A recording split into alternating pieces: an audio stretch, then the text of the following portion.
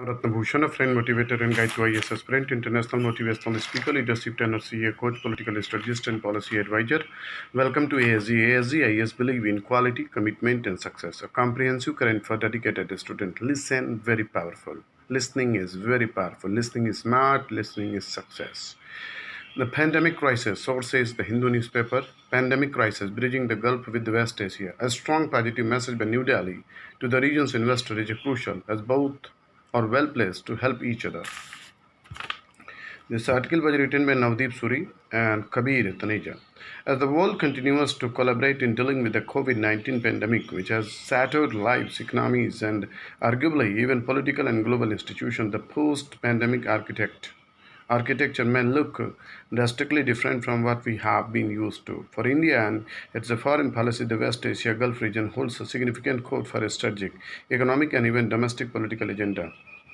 Ranging from the migration to energy security, the pandemic has initiated a reverse migration of Indian blue-collar workers as a project in oil-rich states stall and infrastructure development halts amidst contracting global economies that some say may be worse than the Great Depressions of the 1930s. There's stakes in the number. India's Prime Minister of External Affairs, S.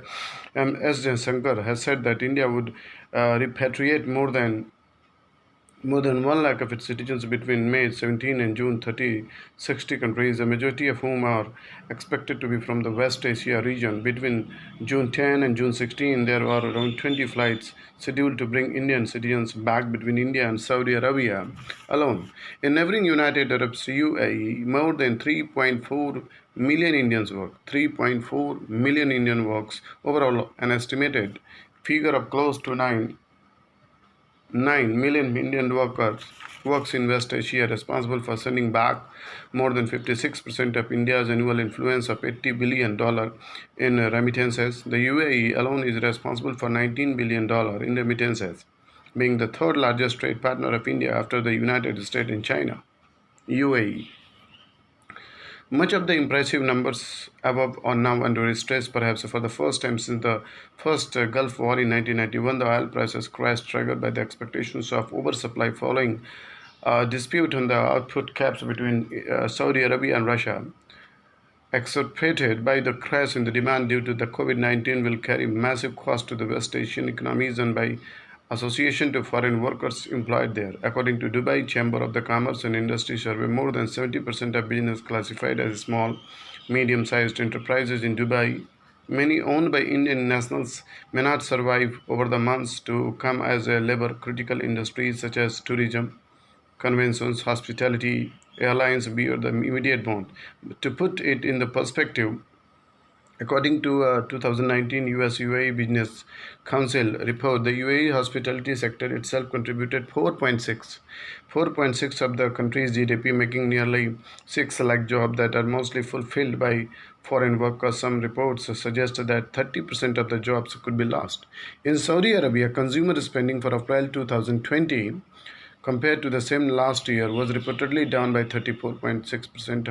However, beyond the immediate effects, the oil price crash is expected to have a significant blow on the reform plans initiated by the Crown Prince Mohammed bin Salman, especially mega projects such as the envisioned 500 billion futuristic mega city of the NEOM planned on the coast of the Red Sea, and the other more structural efforts to open up the Saudi economies and move the country's financial ecosystem away from its overt dependence on petrodollars, oil and investment.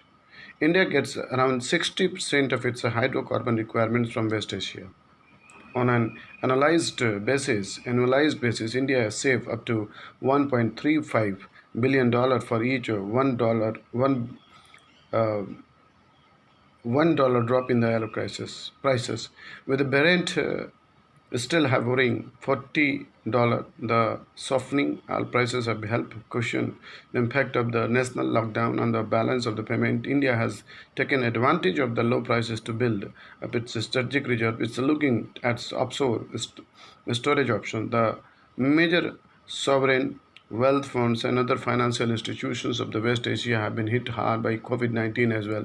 Some have been the real estate and retail portfolios shrink dramatically over the last 3 months. India is well placed to attract a significant amount of capital from the West Asia. Reports of the investment by the UAE's Mubadala and the Saudi Arabia Public Investment Fund (PIF) are a case in point. The economic reforms announced by the finance minister in week of May 13 bring much needed clarity to industrial and agricultural policy. A strong positive message to West Asian investors from New Delhi is now need for the hour.